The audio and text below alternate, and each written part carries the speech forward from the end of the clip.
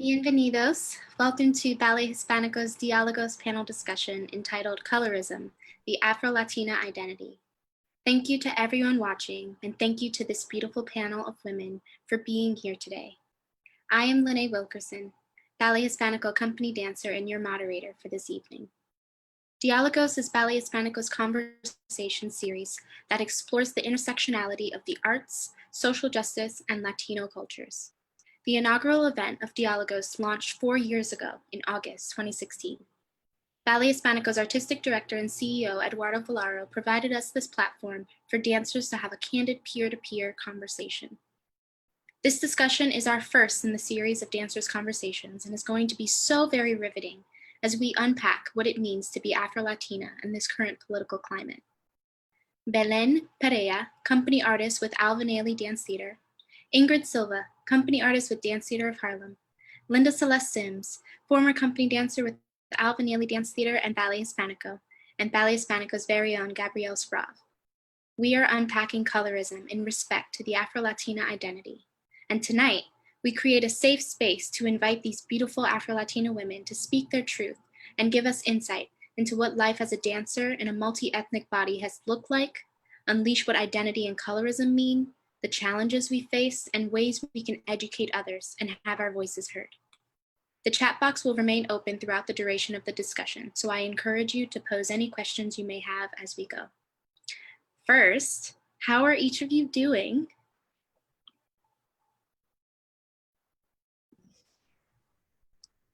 Doing good, feeling good. How is everyone? Doing great. Amazing, thank you. Good. Feeling wonderful, thank you. I'm so thrilled to bear witness to your sharings, and we're going to get into some really great convo and reflection, but to begin, I'd love it if each of you would just take a moment to reintroduce yourselves, giving perhaps your name, a little bit about your ethnic background. So Gabby, can I start with you?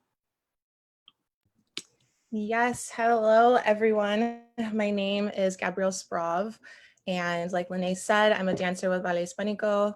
My background is my father is Black, his family is from the Virgin Islands, and my mother is an Afro-Latina. She's from Guatemala, and I'm so happy to be here. I'm so happy that we're having this conversation and this panel of beautiful women. I'm really honored to be doing this. So thank you, Lenai. Ingrid, what about you? Hello, everyone. My name is Ingrid Silva. I'm a professional ballet dancer with the Dance Theater of Harlem. I'm from Rio de Janeiro, Brazil, and I've been with Dance Theater of Harlem for quite a while right now. Belén. Hi everyone, my name is Belén Indira Pereira, and I'm a dancer with the Alvin Ailey American Dance Theater. And my parents are both originally from the Dominican Republic, born and raised, and they brought my siblings and I to America when I was about 4 years old. So I'm pretty much Americanized, but I grew up in a city full of Latinos, so it's very much rooted in me, my culture, and I'm very grateful for that opportunity. And I'm just so thankful to be here amongst these incredible women and this opportunity to share with the world just what's in our hearts. So thank you. Linda, of course. Hello, everyone. It is such a pleasure to be here with you all. Again, like Lenai said, it's just wonderful to be among such beauty and beautiful artists that have been in this organization of dance. My name is Linda Celeste Sims, and my mother's from Nicaragua, and my father is from Dominican Republic. And I was a former dancer of Ballet Hispánico, and also a 24-year-old member of the Alvin Ailey American Dance Theater. I am very much Latina, and kind of like Belén, my parents were the first to be in America, but my grandparents brought them over. And so I am sort of the first Latin American born. But I have a huge family. I still have family that are over there. I'm Afro-Latina on both sides, and I'm just excited to have this wonderful discussion with you all. So thank you for having me. Thank you all for sharing that. I think it's going to really help us and aid us to get to know you all in this conversation. To start, Belen, we chatted a little bit about this, and I just adored your answers so very much. And I would love it if you could tell the world and share with the world, what does it mean to be labeled Afro-Latina? Well, what I had shared with you yesterday was that it was the first time when I had read your email and you had identified us all as Afro-Latina that my heart was like, it opened up so immediately. I was like, it was the first time that if we have to have labels, which we do in this form of human, that would be it, right? Because every time you cross a box in any form, I just have never identified with it. I almost feel like, where are the rest of the boxes?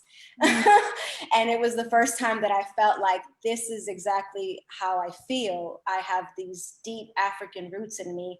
It's very prominent in my dance and in my work, the way I express myself. And but there's also this really rich Latina culture. So there's Taino and African culture as well as European culture in me. So I love that I was able to hear the words that rung true to my heart for the first time, and how perfect in this awakening moment of humanity. So thank you for that. I'm grateful. For sharing that. That's just so beautiful. And to hear just a little bit of that yesterday, it touched us so, because I feel that Ballet Hispánico prides themselves on celebrating Latino culture, right? And it was so important for us to form this seminar, this Diálogos, to bring light to that. And so I guess that leads me to ask, maybe even Gabby, let's move to you. What has that looked like for you, being Afro-Latina? And do you feel that you've ever struggled with that identity? I have definitely struggled with my Afro-Latina identity. I think the struggle started from being a kid and being a product of assimilation. My mother immigrated to this country and she experienced a lot of pressure to Americanize, to only speak English when they weren't in the household, her and her brothers and her sisters.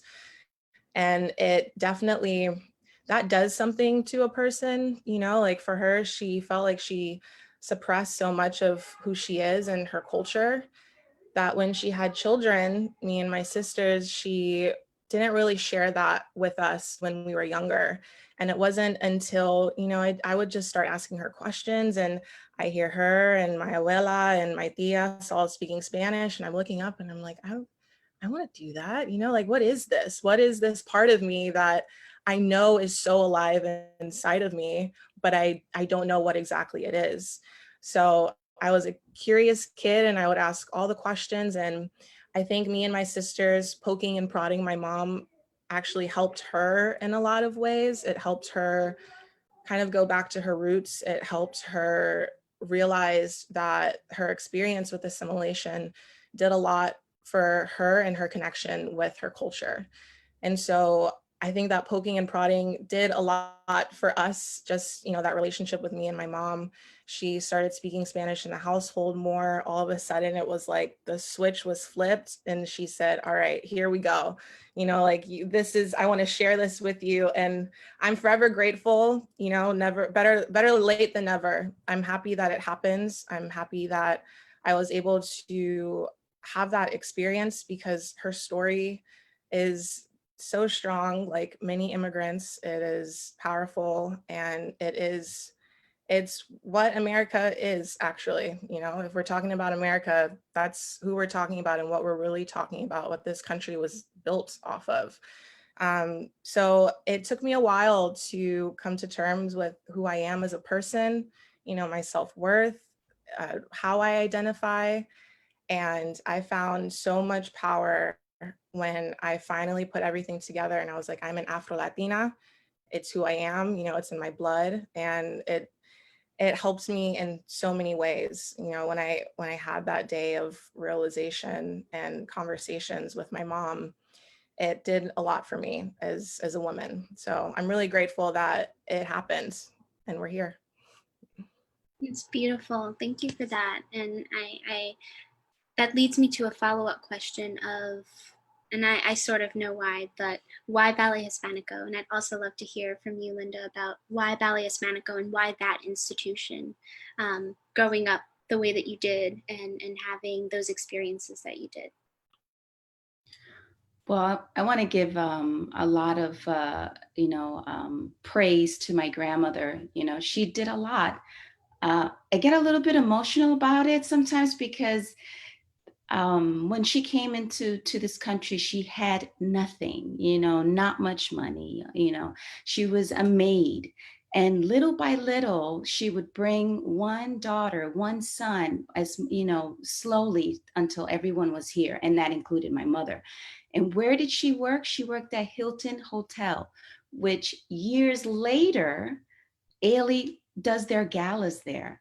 So it's really interesting to me because, she was an entrepreneur. She loved dance. She loved the arts. And her goal was always to give the best to all of her children and her grandkids. So before I went to Ballet Hispánico, my cousins were taking classes there. And I remember looking up at them and imitating moves because, I was like maybe 2, 3 years old. And I would imitate their moves and they would be, performing outdoors. And I would try all this stuff at home. And my grandmother was like, I think I need to put you in class. And so being able to be part of Ballet Hispánico's wonderful dance institution was incredible for me because I was able to express myself in all forms of dance, flamenco, Brazilian, we had ballet, we had modern, we had everything. And Tina Ramirez, the former director of the school, had only the best teachers. She was a very small woman, but her energy, her power was incredible. I still love going back. You could feel the energy the minute you walk into the studio. She really, and Eduardo Velaro upholds that standard of excellence. So it was wonderful to be part of that for 12 years. And then to be in the first company was even, more incredible for me. I was always brought up in a very Latino household, let's call it. My father loved music, he loved salsa, loved merengue, and he always used to talk to me and my sisters about the things that happen in the world. Even at that age, from young, he always used to talk to us about, you will have struggles, people will look at you this way, but you have to fight and you will have the power. Remember, you always hold the power. So I keep those words and, my family members in the back of my mind. And I feel like they were the force of my career, because I'm just this little Latina who, made, been in the dance world for such a long time. How people ask me, how have you been able to, uphold that or, survive for that long? I was like, I got ancestors, baby. I got ancestors behind me and they are pushing me and they are motivating me. To be honest with you, Tina Ramirez has some great ballet teachers in the school, and I used to love ballet. And I told them, I was like, I want to be a ballet dancer when I grow up. And they supported me. They sent me out to summer camps. Funny enough, I would audition for dance companies, but because of my skin, I was never taken. And I even went to SAB one time and they took me to SAB. I had the technique, I had the ability, but because of what? My skin, it's like doors were closed. So that sort of could have, it did create a challenge and could have shut all of my doors. But again, I had my ancestors behind me and I pushed it open and I was like, no, I want to dance. And I ended up being in the first company at Ballet Hispánico, but also eventually going into Alvin Ailey's company. And, I was able to do all styles of dance there. And I was able to be very content. I was very content because I was still Latina, Afro-Latina there. I was able to be who I am, and I was able to, you know, still do ballet works on point and do modern and do the African and do the hip hop and do it all. So in essence, I felt like my ancestors sort of took my path and my journey into the right direction. But, you know, it's just, you know, what it is. And I think we just all need to remember who we are, stay true to who we are, and just whatever we believe, we can do it because we have the power. Absolutely. Absolutely. That is so beautiful. Thank you so much for sharing that, and even getting a little bit into the colorism issue, which is, you know, why we are here today. And I would love to direct this to you, Ingrid. What are we talking about when we say colorism? And I'd love to have your trajectory and your experience and understanding what that meant for you in Brazil and also in America. Yeah, so I think for me, growing up in Brazil and even transition to America, I experienced definitely two different worlds in my head. I thought I would come to America and would be like, oh, wow, it's a whole different journey. But actually, it's just a whole different journey in English because the struggle is still the same.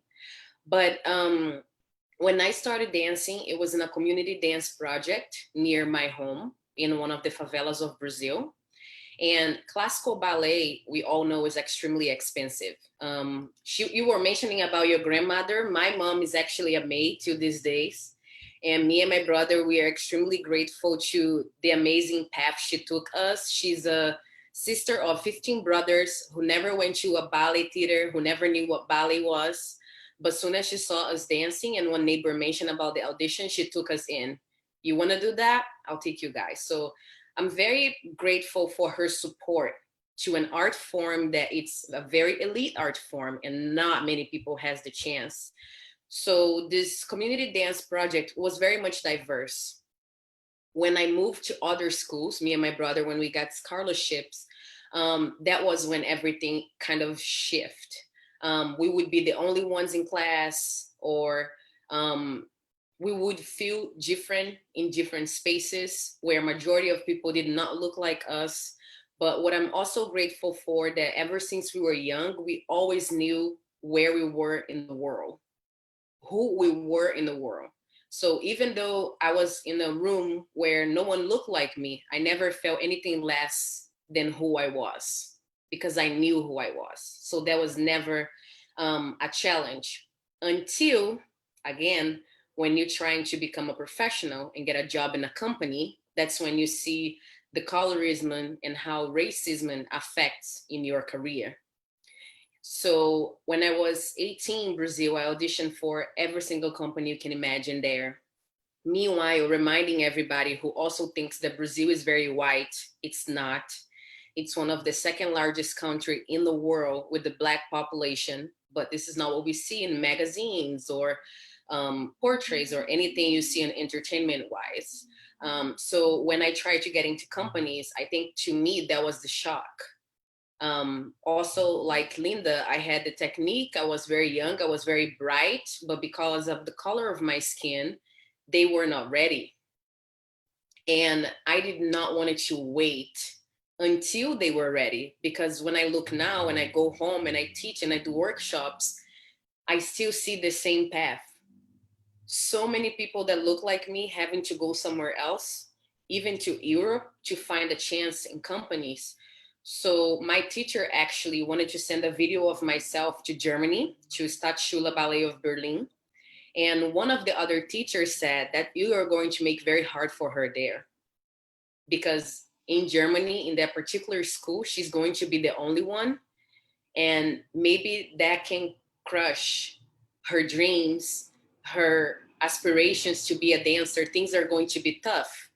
Maybe you should look for another place that might represent her, or it gives her a space. So that's when one of my teachers had a friend called Betania Gomez. She was one of the former Dance Theater of Harlem principal dancers.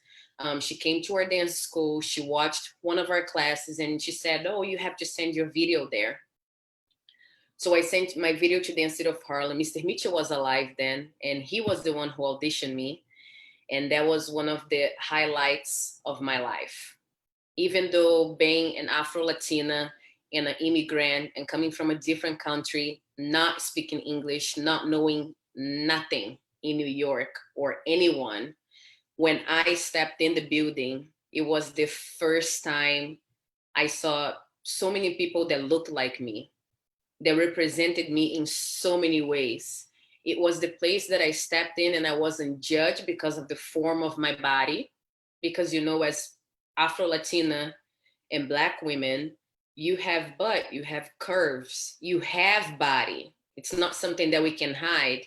And for my whole journey when I was young, I was very skinny, but with a little butt. And all my teachers in Brazil, even though it's the curviest country, they would pin me on it. You need to do something about that. And I was like, that's not going to go anywhere. But we all got over that path, which I had a very, very strong mother that I would go home crying and say, hey, I don't feel comfortable in my body, you know, in my Afrocentrics. And she would say, this is just who you are. You have to embrace it. So I think coming to New York, when I joined this company, and I say this is a real blessing when you find places that accept you for who you are. Because maybe if I auditioned for other companies in America, I would have experienced, and I'm pretty sure many of you had experienced the same thing. Oh, because of the color of your skin, you can't join in, or you can be in front of the line. You know, this is a thing now where we all became diverse and we're accepting everybody, but still there is so much progress to be done. So I think as a Afro-Latina representative, and even with a darker skin, because when I tell people that I'm from Brazil, they don't think I'm from Brazil. They think I'm from the islands or somewhere else. And I tell them, no, I do speak Portuguese. So it's still a surprise to people to know how diverse we can be as Latin people in general. And there's so much classification. So I think to me, that was when I got my whole scoop in colorism, my experience were, and how I finally were accepted as who I was. Thank you. Thank you so much. I think just reflecting on everything that each of you have shared so far, I just see common themes of no one looks like me and this need for assimilation, but also having that aid our journey and into embracing our ancestry and embracing who we are and where we come from. And I think it just proves the importance of diversity for the next generation. And so that leads me to a follow-up question of, where is this Afro-Latina representation? If we, are finding ourselves questioning why no one around us looks like us, do you feel that that deep support in these organizations? And do you feel that you have an avenue to speak to this next generation so that they don't grow up, wondering where's that representation for themselves?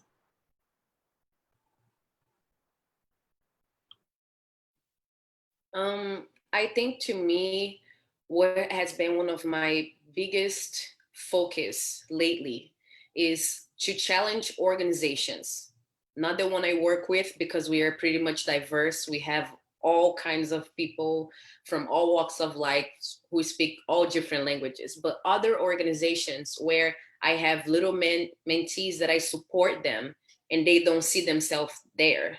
It's really important to talk to directors, teachers, the people who educate us in this dance world, to be open to who we are. Not just see much as the color of our skin, but look at our technique, look at our greatness, look at how good we are, And I think these are the things that once we get past that, then so many other doors will open. And I think it's also really important, if you are a parent, do give the most support to your children from when they're little young, telling how beautiful they are, how amazing they are. When you have confidence, it's something that nobody can take from you.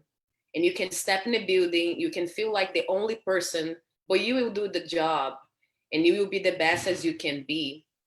But you have to be supported. So I think organizations, also have to really step up and not just mention, oh, I would like to have diversity and Afro-Latin people and having Black people and Asian people, but you are not putting them on stage, or if you are not really supporting them, then there is no way that anything is going to change. And the change has to come from the institutions. Absolutely, absolutely. And I would follow that by, I love what you said about having the parents, starting with the parents and supporting, because I feel maybe for many of us, if not all of us, that was our rock, right? And even for me and my trajectory in being an African-American woman, trying to climb and find opportunities and access to dance and contemporary ballet, what I leaned into heavily was the support and the rock, and that rock being our family, our ancestry, embracing that support. But many of us don't have that, and so that's beautiful. It does start with our families and our parents encouraging us to reach our dreams and to know that it's not going to be easy, but we have their support. And I think that's something that bleeds into, this movement right now, the Black Lives Matter movement. And I want to hear from you, Belen, about what this movement has meant for you. But I think it's starting in the home. It's starting at home, having parents that teach the importance of diversity, the beauty in darker hues, and why we are as valuable. That just down to our lives, why we are worthy. I saw something on Instagram this week. Black lives matter is the minimum. We are worthy, we are needed, and we are loved. And it starts at home, right? So Belen, I would love to hear from you about what this movement has meant for you and how it has fed into your identity and your creativity and your artistry. Thank you. I really love that you asked the question with saying it starts at home, because I have a very deep connection with that line. I think my purpose in life is to serve children and to remind parents that it does start at home. And so this Black Lives Matter movement to me is almost beyond race, as in, I think it's a spiritual problem. I really do think that this is the rise of it kind of like bubbling and surfacing over, that we really have to wake up as a species. It starts at home. We have to educate our children of every race, of every shape and size, and whoever you are. We have to raise our children with love and letting them know that everyone's worthy, that everyone's important, that we are all one, in the essence of it all. And I think when we raise our children with that knowledge, with the fact that you are beautiful, but so is everyone in the space, we can really elevate as humanity, and I think this is really what this is Black Lives Matter call is about. Like, look, I am human, I am man, I am worthy, I am one with God, I am love. Like, please see me for who I am, and let's stop killing each other, and let's stop hurting each other and putting each other in categories and boxes so that we could feel better about ourselves. That is all egoic. And I pray that parents, and this, for me, it really begins with the parents, because if the parents can sow that seed in a child, we can create structures. The leaders of tomorrow will create continuous structures that will trickle to generations to come. And that's really the key, that we can just be done with this really sad sickness that has been attached to humanity for way too long. It's enough. I think it's a problem in an entire globe, and we just have to wake up. So I'm so grateful that this movement is continuing to bubble over. I pray we do it with love, and I pray that we do it in a way that will really change the fabric of our hearts, of our souls, because our children need it. They need us to wake up. They need us to educate them. They need us to be the example of love. This is what this movement means to me. It's way beyond everything. It's important for us to wake up and to take care of each other. We are all brothers and sisters on this planet, and our skin has nothing to do with how incredible our souls are. It just never will. So I pray that this message is heard and that we can start taking action. Yeah. That's so amazing. We need to wake up. We do. And you know, I find that in waking up, I feel like this Black Lives Matter movement has just encouraged a greater conversation within the dance community.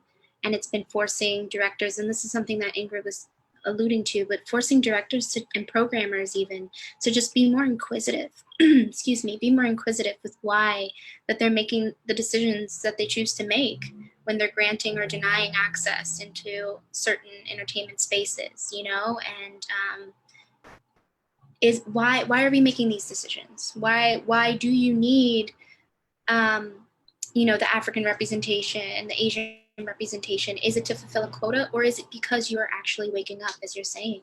And so I feel that organizations need to really fully understand the weightedness and the complexity in having diversity, what that's doing spiritually, as you were speaking of, what that's doing in embracing our ancestry, as Linda was talking about, and you know, why that sense of belonging, why it's so necessary to be having these conversations, to have this access, and to have, you know, multi-ethnic representation. And so I guess that leads me to, what do you feel like your organizations are doing to support you and your multi-ethnic identity? And I'd love to hear from Linda about, you know, what is that like as an Afro-Latina in a predominantly African-American company? What was that like for you? Well, there's just so much I want to say to piggyback on all, you know, Ingrid and Belen's comment. You also mentioned something just now about filling a quota, and it just took me back to memory lane. And I remember I mentioned earlier that I would go to summer camp, dance summer camp at Pennsylvania Ballet.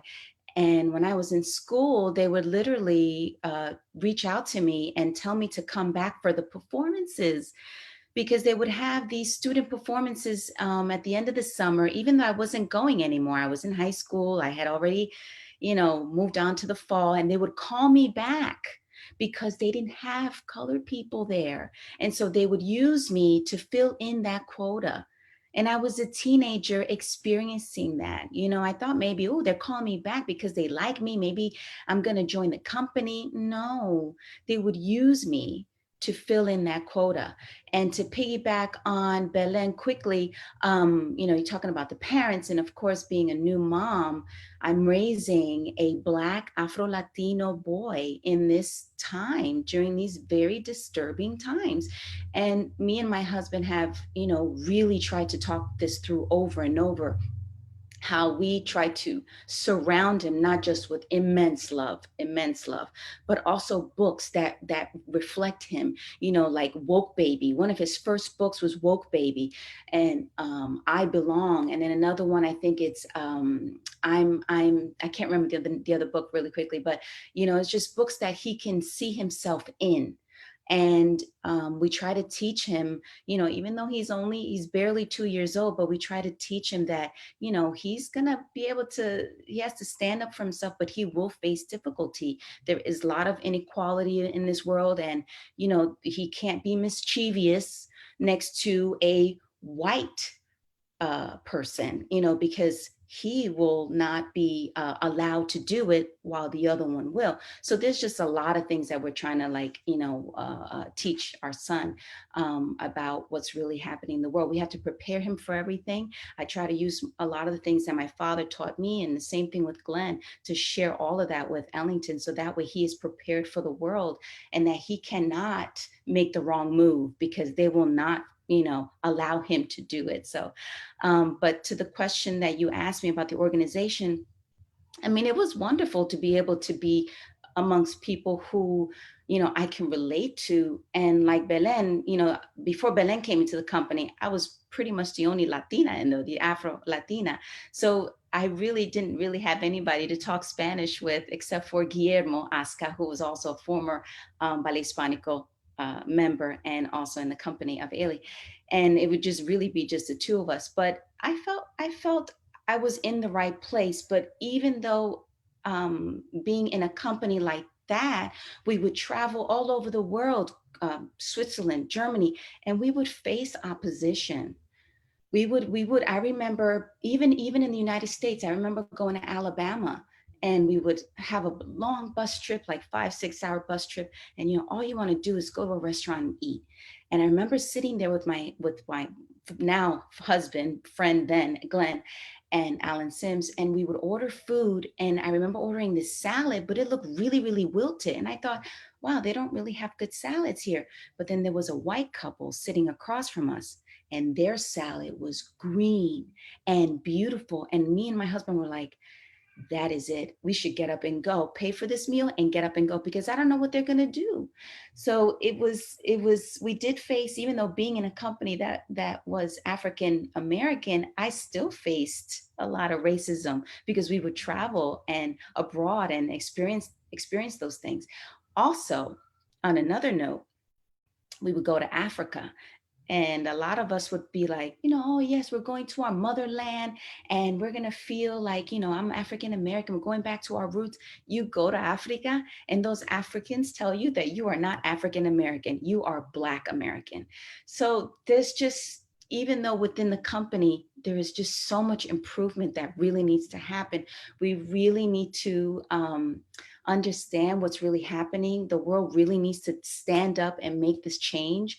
It's a little bit disturbing to me, because it feels so unfair, and it's like it's been happening for so many decades. And just now, at least there is some sort of light, some sort of awareness, some sort of acknowledgement that's happening. But there's a lot of work that needs to be done. There is a lot of work that needs to be done in all the organizations, Black or white, everywhere. There needs to be a lot. Also, being in an African American company, we were typecast. I would be casted with members that look like my skin tone, not darker than me. So my husband, who was a little bit darker than me, he would be casted with darker females. And that kind of is a little bit of colorism in there too. You're playing with that. Even within a Black organization, you're playing with colorism. So there's just so much that needs to be done. And I'm just glad that we're trying to move forward and moving ahead on it. But even in the company, there's a lot of improvement that needs to happen. I love that you mentioned that. That's colorism right there, right in our own back door.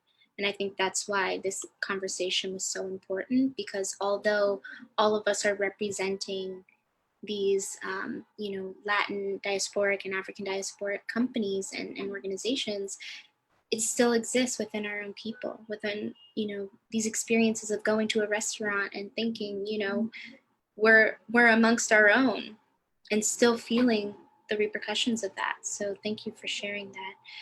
And I wanted to take a pause just to encourage, if there are any questions out there that anyone is dying to ask this panel, please send them our way. We would really appreciate the questions, and to continue to encourage these sharings that each of these dancers have to offer.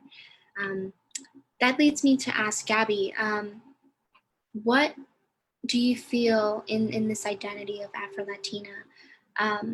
What do you feel your purpose is? And if you were in a position of leadership, or you had this position of power, what would you change or implement? I think there's so much that ties into my purpose. Part of it is the fact that we're having this conversation and talking about how it starts at home. It's talking about, colorism. Why are we prejudiced against people of our own? Like why do we have this mejorar la raza, to better the race? Where does that come from? The first time that I heard that, I was in a hair salon, and I think I was like 10 years old, and I was, getting my first blowout, and I was so excited, and I heard this term, and I asked my mom, like, what is that? What does that mean? And she told me, and she explained it to me. And just growing up, I started thinking, you know, why do we hate ourselves so much? Why do we hate each other so much? And at the same time, still trying to fight and still trying to, you know, gain a sense of worth for, so that other people can see that we are worthy. It's like we're fighting within ourselves, and then we're also being fought against. So I feel, you know, my purpose is really making that known and having that conversation, you know, having those awkward conversations in our families, in our social circles.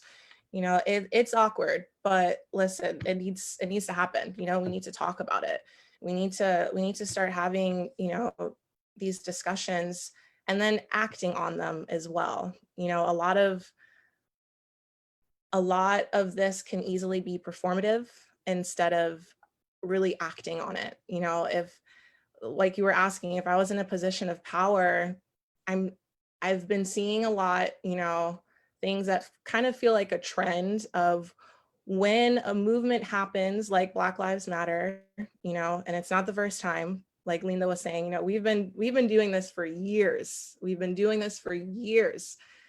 It is exhausting. And after a while, my Black body feels like a trend. It feels like, okay, it's here again, we need to do something. You know, that's how it feels from certain institutions. And this something is, okay, what can we do? Who can we hire? And it can be one person is enough. You know, like that one teacher is enough, or that one student is enough. That's not what we're talking about here. You know, that's not enough. Hiring that one teacher, great, that's great. Okay, where are the rest? Great to see the one, where are the multiple? I grew up always being a checked box. You know, I grew up always being, okay, if we need to diversify our school, she's perfect for it. I've been told why I was perfect for, you know, for their diversity and diversifying the program. I was the perfect kind because my skin was lighter, it wasn't too dark. Because my hair, you know, wasn't what was a certain type of curl, and I could straighten it so I could go back and forth of being, you know, looking this way and looking that way. I could look more European or I could look more that. Because I spoke well, because my attitude was not too loud, because I wasn't too loud. I've heard that from people in positions of power, from directors. I've experienced that, you know, I've experienced comments from students, oh, they only used you for that program or that ad because you're Black and they need to show that they actually have Black students here. In college, not too long ago, you know. That has got to change, and not change in a way of we hire the one and we bring the one or the two or the three in the program and we'll be good for a couple years until we start having this conversation again. That's not what we're talking about. You know, as a leader, as a person in position of power, it's so important to hear what everyone is really saying. There's listening, and there's listening with an agenda, and there's listening with ego. That stuff, it's not how we're going to get anywhere. You know, you have to listen to what people are saying. I mean, the dance community right now is on fire, and in a good way. You know, things need to change in the world in all cases, in all sense, and in all ways. And being a person with that type of power and in that leadership role, it's so important to listen to your dancers, to your administrative, to your staff, listen to your faculty, everyone, hear what they have to say. What we're talking about in this movement, you know, you can put a number to it, a statistic, a this, a that. We're talking about our lives and our experiences, and that should be enough, you know. So if I were to be in that position, I think I would just make sure I'm listening. I'm taking in, and I'm doing something about it, but really doing something about it. And I'm starting from here, and then I'm doing what I need to do out there. Because if you don't start from here, then it's performative, and it's not coming from a real place. And if it doesn't come from a real place, how are we supposed to trust? How are we supposed to trust that our bodies are in a safe space? Because our bodies were born into an unsafe space. So we need these safe spaces to actually live up to what is being said and what is trying to be shown. I think that that is the most important, you know, these leaders, these people in positions of power, you know, programmers, these institutions have got to listen and really dig from within. Absolutely. I think you hit the nail right on the head. The work has been going on and will be going on and continue to go on. And I think throughout this process of Black Lives Matter movement this time around, why does it feel like this movement is here to stay this time? I've been asking that question. And yes, a lot of it has been performative, but I think also it's what you said, the need to feel safe after so long. We need to feel safe as Black people, as Latin diasporic, as people of color, as trans people, as queer people, bi people, we need to feel safe, right? And we have a question here that's asking, you know, now that Black Lives Matter has finally come to the forefront, as Afro-Latinas, what have you done in terms of activism in your own profession? And I think we would like to hear from everyone. So I'm gonna go down the list here and starting with Belen.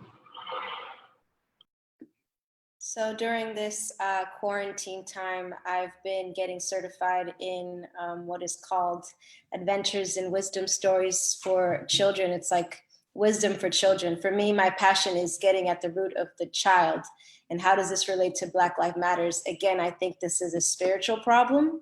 I think for eons, we're confused about who we are, and we're identified with our bodies when really we are much more than that within the invisible. Anyway, my passion in this time has been to get certified in that modality, because in those stories, a child learns how their brain works, how their mind works, how and when you learn how your mind works and how you have power to that degree in story form, right? The way that children learn, the way that humans learn the best, then they have tools to make choices, to be leaders of the future, to empower their friends, to become adults that create change from love, from a place of centeredness, from a place of understanding who they are beyond their bodies. That means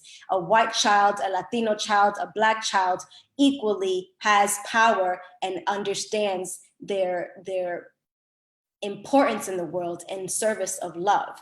That is what I've been doing to be a part of this movement. It may not be strictly based on color, but for me, it's way beyond that. And I want to help each child, as many children as I can, and the parents understand the responsibility of a child understanding how society has manipulated both white, Black, every race has manipulated us through advertising, through food industries, through everything. They manipulate our school systems, and they completely have us walking around like robots. And I really do think that if we can help the child have sovereignty over their lives, then they will make the change. They will be the change for the future generations. And of course, I do everything I can to embody this. I am doing the work in myself, like Gabi was saying. It begins with me. I can't teach what I'm not doing. So I am all about, what am I not doing right? Where is my racism uncovered, unknown? And how can I be a source of light on this planet? It begins with me, and I wish to share it with as many people as possible, and especially children. That's beautiful. That's beautiful. And I couldn't agree with that more. It begins with you. It begins with you doing the work behind closed doors. And I think even for me, that's so much of what these last few months have been. First off, doing the work and going to USC Kauffman, and my entire senior thesis was sort of a summary or a big open journal of my experience being a brown ballerina and what that meant for me, and exploring who has come before me, who is out there now, finding out about Ingrid Silva and so many that I didn't know growing up and not seeing anyone around us. And so beyond, doing the self-work now, it's been going on, and there have been people that have been doing that work, and this constant educating. And although, I hear a lot of people saying it's not our position, it's not our job to educate, and there is truth to that. There is, it is tiring to do that work. It is so tiring, but I think it's so necessary. And if not for quarantine, who would be doing that work? If it wasn't for this time where everyone was at home and being confronted with these problems that have existed for generations. I think that's why it's so serious now, and why it's being taken seriously, is because people have time to do that work and to continue educating, and it is our job to continue doing so. So Ingrid, I would love to hear your response to this as well. And I'll repeat the question. Now that Black Lives Matter has finally come to the forefront, as an Afro-Latina, what have you done in terms of activism in your profession? I think well, first of all, when this whole movement kind of exploded back in March, many of us and our companies were shut it down as well because of COVID. So we were extremely affected in many ways, artistically, physically, mentally, all the above. And I went to 4 or 5 protests, one the state of Harlem, the whole company went together, and that was really beautiful and powerful. But I also, I am the founder of an organization called Empower New York, and I've been able to use my voice. We had an article yesterday on Forbes. We created a petition, and we are talking about and bringing awareness to Black women being the people that's been hurt the most when they're pregnant, when they go to hospital, how they are mistreated. It's not just being about Afro-Latina and Black and going to the hospital, it's how they see me. I know who I am, but do they know who I am? And that's the problem. When they see us, they see something that's not actually who we are. And that happens that for most of the times, we are the ones mistreated. So I've been trying to raise a lot of awareness in this topic, even though I'm not a mother, but one day I will be a mother. And I don't want for myself what many other mothers through this Black Lives Matter movement, we've lost so many recently. It became a hashtag. I don't want to be the next hashtag. I don't want any other mother to be the next hashtag. It's important for us to speak on things that if you don't have empathy and you haven't lived that and you haven't experienced, you can still have a voice to support other mothers, to support other people. So in this petition, we are trying to bring awareness and better training to hospitals, doctors, and their whole team, because this has been happening so much. And even now with COVID, the population that's been suffering the most, it's the Black community, it's the Latin community, it's the people who are in the forefront to be in a supermarket, while some of us can be blessed and be home, but they still have to work. So when these people also goes to the hospital, they're not being treated as they should be. They're not being seen as they should be. So I think I am trying to use my voice for that more and more. Talk about healthcare, how it's important for us to be inclusive, and how diversity in the healthcare system is important. I can tell for my own experience, been going to this doctor that it's Brazilian, she's a gynecologist, and for the first time ever, 2 months ago, I went to my first Black doctor, and she was also a gynecologist. I am 31.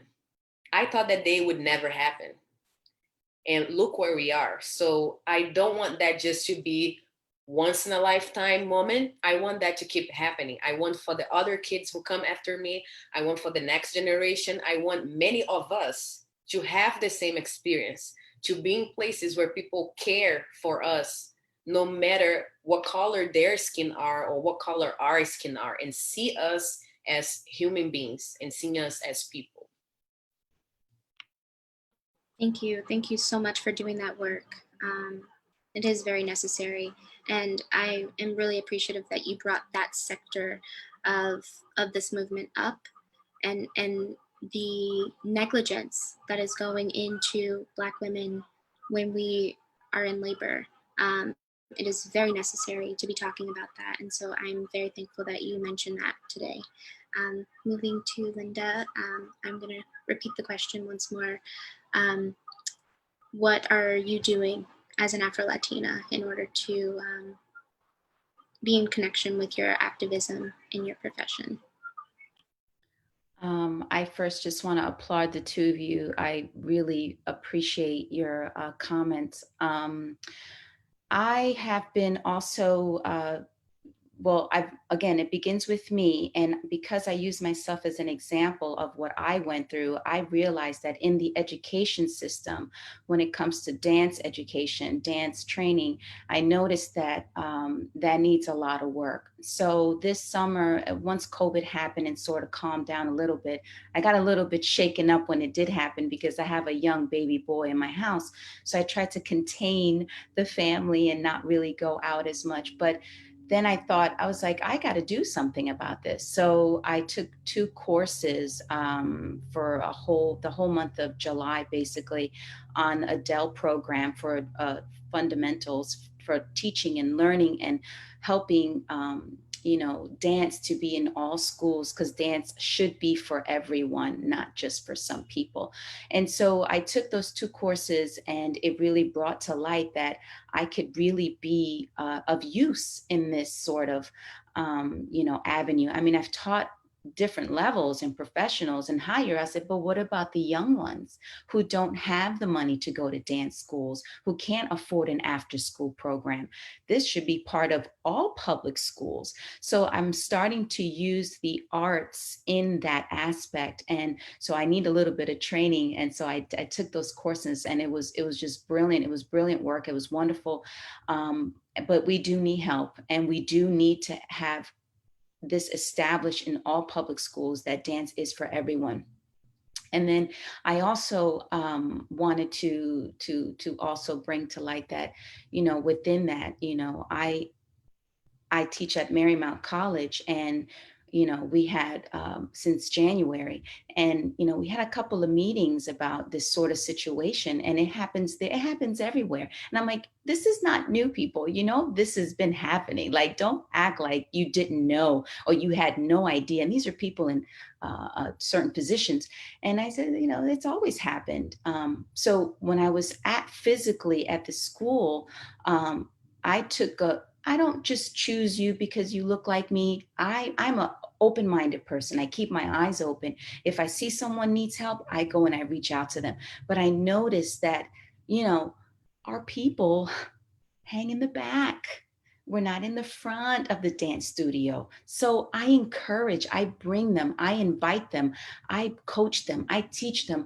I equality for everybody, whether you're Black, whether you're white. But I want to make that change, because it has to start with me. And I am an example. I practice what I preach, and it has to start with me. And that was my goal. Just like the other 2 young ladies said, I have to do it, because if I don't do it, then nobody else will. And if all of us take 1 little % of what we know and we try to make that change, imagine all the change that can happen. If 1 person does 1 good a day, imagine the change.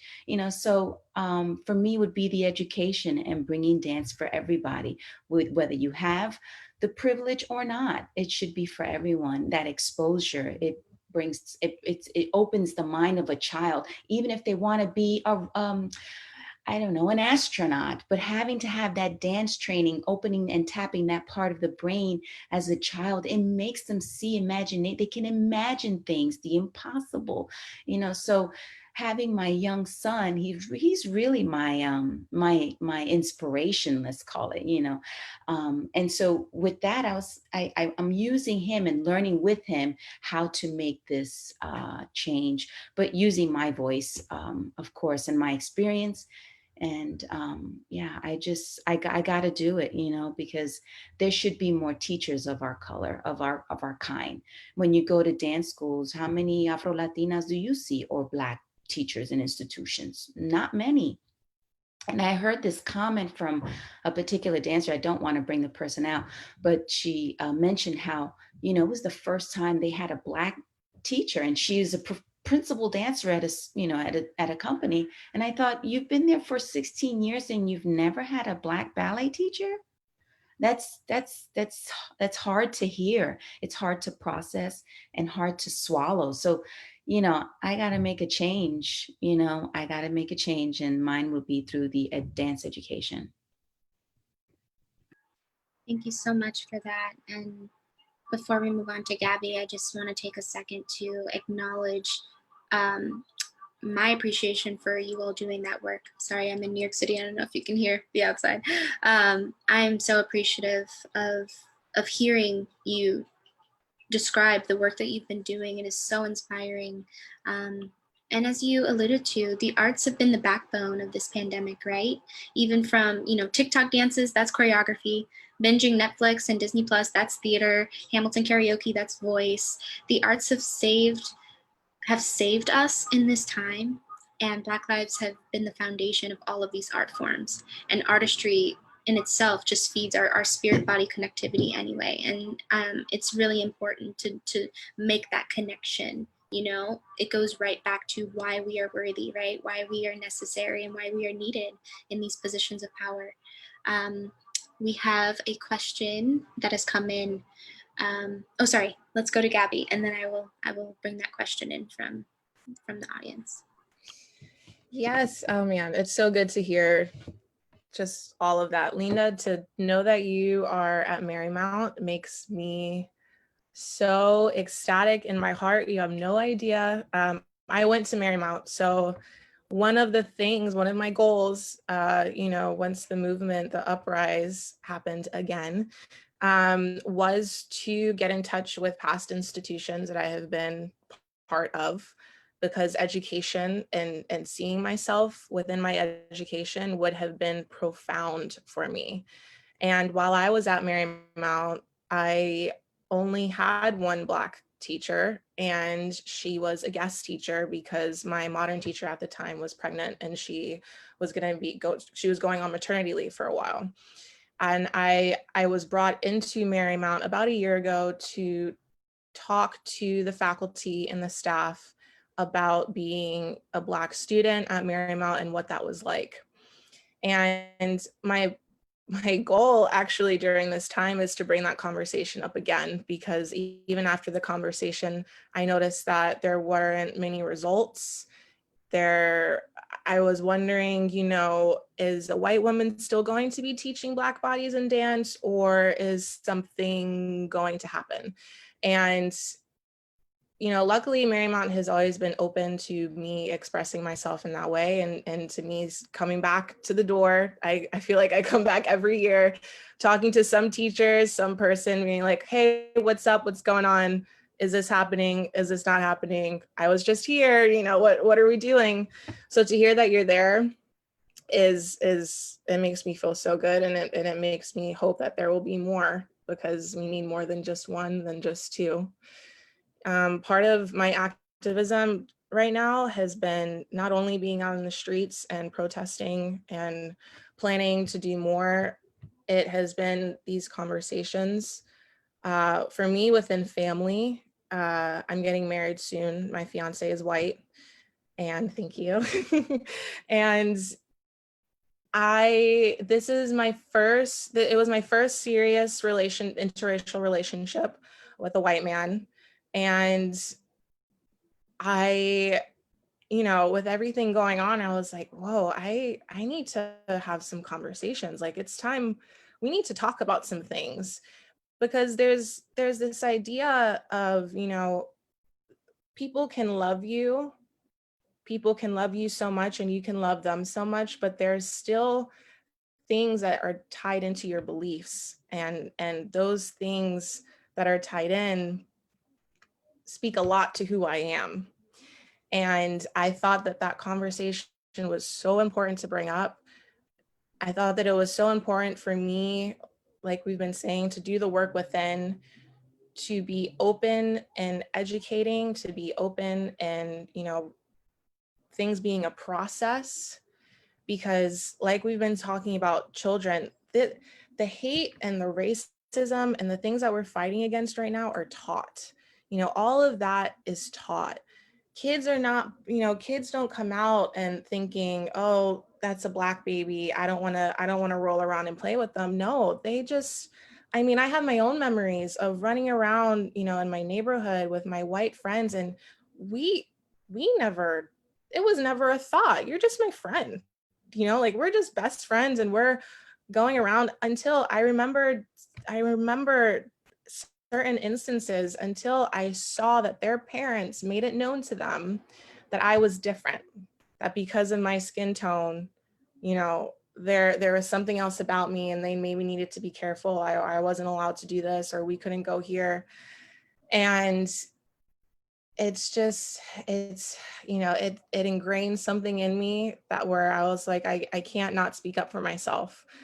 I can't not do it. So these conversations are so important. The work that I've been doing within myself is so, it's added to me, and it has also lifted a lot of weight that I didn't realize I had, but I did have it. You know, being a Black woman and growing up, you know, when you're about to cry and you feel that like welt in your throat, I feel like I had that for so many years because I was a little Black girl. And I feel like that welt finally kind of went away with this movement and with past movements. Little by little, it's like that chip was just falling. And I came into my own, and I was like, you know what, it's time. We need to talk, we need to go out, we need to do everything that we can that's in our power, because our lives matter. You know, that's what we've been trying to say, our lives matter. And so, you know, my activism has been, I want to be out in the streets. I'm going to continue to be, and I'm going to have these really tough conversations, even within family, because it's about what we can do with what we have now and what we can do for future generations. Thank you, all of you, for sharing that and giving a message out about the importance and why, and the work that you've been doing and why that's been important. We have a really good question here that I would love to pose.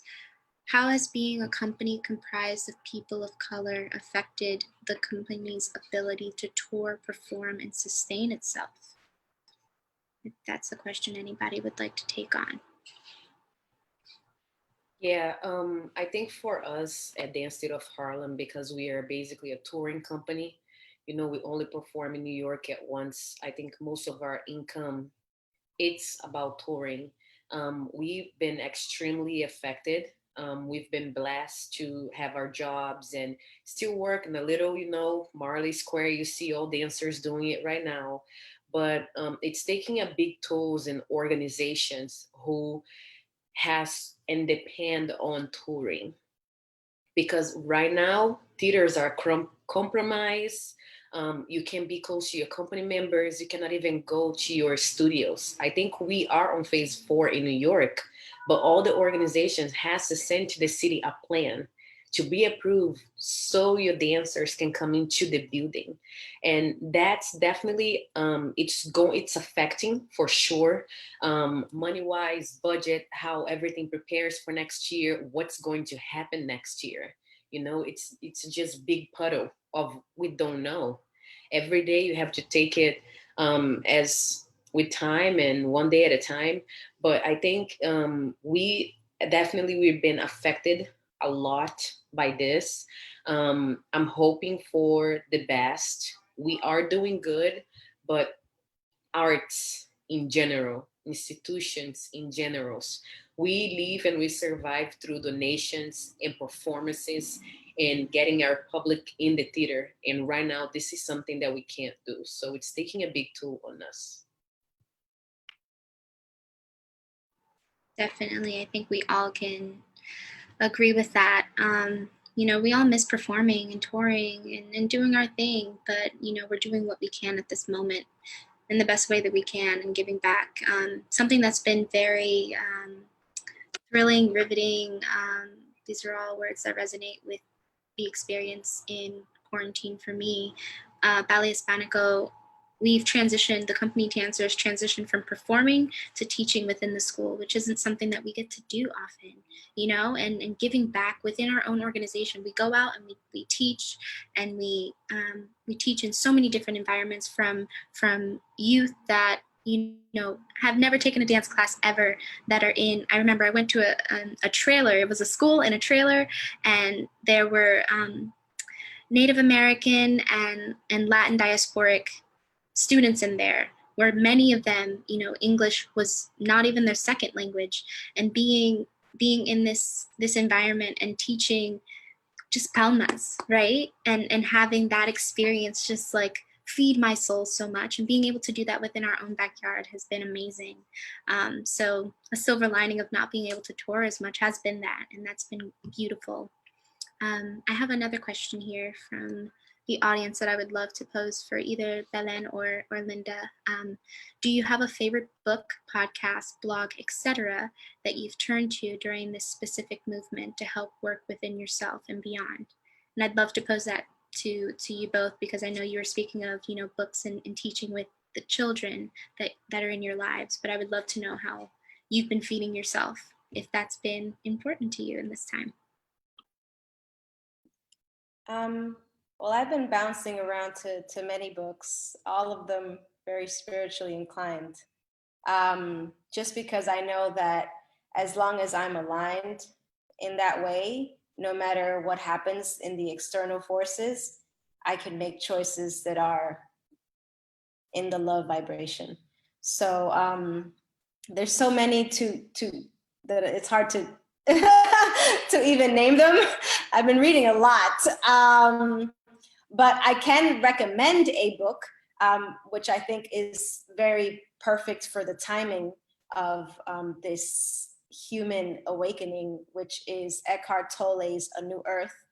I highly recommend that everyone who's listening, if you have not read it, read it. And if you read it, maybe read it again, because this is what is happening and the world is ready for it. So if we prepare ourselves in that level of alignment, and if we are aware of our own dysfunctions in our own minds, then we can be there for others with a little more potency, and that will really make a difference in the Black Lives Matter movements and everything else, you know, all the other injustices that are awakened in our societies. I've been reading the book Raising a Black Child.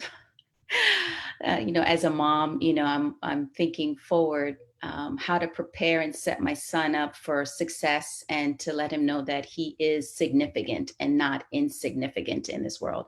I had to look up the book quickly because want to make sure that I had the writer name correctly, but it's Alvin F. Poussaint. He is an MD, and James P. Comer, MD, and it's two leading psychiatrists that confront the educational, social, and emotional problems facing Black children. And it's a really deep book. And, you know, there's a lot of things that happen in the school district, you know, with teachers and how they treat white privilege versus Black or Afro-Latinos. You know, it's not the same. They get treated differently. And so I want to educate myself so I can prepare my son, you know, when he has to face those things. And also, you know, being a representative, because Liana, you mentioned teaching, and it just brought back to my mind again, you know, going back and teaching at Ballet Hispánico, and telling you that, you know, people used to tell me, you know, push this in, like Ingrid said, push this in like your butt, push this in. But all that's making you do is tucking your pelvis and bulging your thighs. So hello, yeah, everybody's raising the roof on the Zoom screen. But, you know, I had to experience that for so many years, and I could not understand why in the world my knees would hurt all the time. My knees would kill me, until I realized, being coached and trained by Gabriela Darvash, Madam Darvash, who trained so many of the dance theater legendaries. Hello, she was in that school and made amazing dancers, and everybody is a good body. She would say, you have the body of the gods. Everyone has the body of the gods, whether you have fierce feet, no feet, big booty, small booty, that is your body. And if you know how to align it properly, you can achieve anything. So that woman is so brilliant and she's another, I've adopted her as a grandmother. And she's almost 90 now, and she still teaches that. And so, my career really changed for the better when I started working with her about 15 years ago. It was just the freedom that I had. I was like, oh my goodness, I can do this. No one ever, I mean, I had technique, but it was like, she just opened the clogged channel and I was just free to do everything. And I still remember I used to feel like I didn't have the right body for ballet or dance. I didn't look like that girl over there who had the flat butt. Like I always used to feel like I didn't have the right body. And she taught me that you can do and be anything. And I mean, my father and my family, of course, did that as well, but she was a Romanian woman that knew Vaganova, and she used that technique with her ideas and her methods. And it was just incredible what I was able to do once I applied those things. And I never had to tuck my butt in. I never had to, and come to find out, my legs just shaped beautifully. I loved my body. I would look at myself in the mirror and go, oh my gosh, I love my body. And it was just years and years of being told that you got to push this in and so I want to be the example for those. I want to be in the front of the room, because students don't get to see themselves. Teachers, oh, I have this body, this teacher has that body. We need more of us. So I want to be out there in the education, in the dance schools. I want to be from high level to low level. I don't care. I want to be an example. And, because I've been there, and I just want to help in any way I can. So I hope I answered the question about the social media. Yes, and I just want to take a second to acknowledge that you are doing it. And, I don't know if you remember that conversation that we had after ballet class that day, where I was like, oh, I have bow legs and this and that, and that's always been like such a problem for me and this and that. And you shut me up real quickly, and you were like, you know what, your body is beautiful and you can do it. And I did more turns after that. It's like having, and that's, again, it's going back to the conversation that we've been talking about this entire time, of that representation, having more people of color in these positions where it's so much easier to believe the things that they're saying, so much easier to believe that we are supported, and it's so necessary. And that's Exhibit A right there. We have one final question, and it states, colorism, racism is intertwined with classicism. How have you seen classicism play a role in access and success as professional dancers? And how can the dance industry become more aware of this gap between classes when it comes to hiring dancers? And how can we make dance more accessible in communities, primarily BIPOC, that already lack resources across the board? So how is colorism and racism intertwined with classicism, and how does that affect, the climb to being a professional, and how can we provide more access in communities, primarily that are BIPOC? That really makes me think of, growing up, my father is one of the most qualified men, that I know. He is a lawyer. He is an educator. And when we moved to the South, I was born in Jamaica, Queens, and we moved to Georgia when I was young. And when we moved to the South, a lot of things changed for him. He would apply to jobs and he would be told he was overqualified, or he would have all the credentials, would be the best person that they could have in these positions. And they would turn him away and they would say, you're just not the right fit. And for him as a Black man, you know, it was very obvious, you know, the actual reason behind being turned down for these jobs. And he always provided for us. He was always a provider for us. When in doubt, whenever there was a problem, a financial issue or anything, he was there.